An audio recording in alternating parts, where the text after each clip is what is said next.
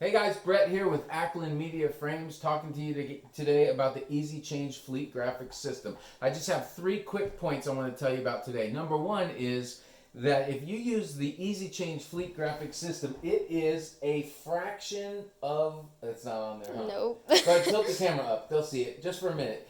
A fraction of the cost of traditional wraps. That means a fraction, that means far less, 50 to 70% less on rewraps than the decals. Okay, that's number 1. Number 2 is I want to read this testimonial to you from Eric Roth of Loves. I love Eric.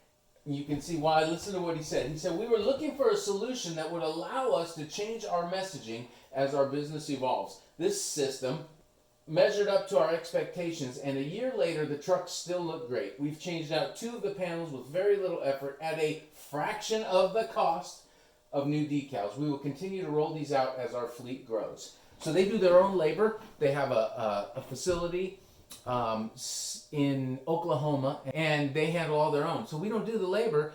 We just send them the frames, and then they handle their own, almost a DIY kind of thing. If something happens, a truck gets hit by a tree, or if a truck hits a tree or another truck or something like that, they can do the change out super easy.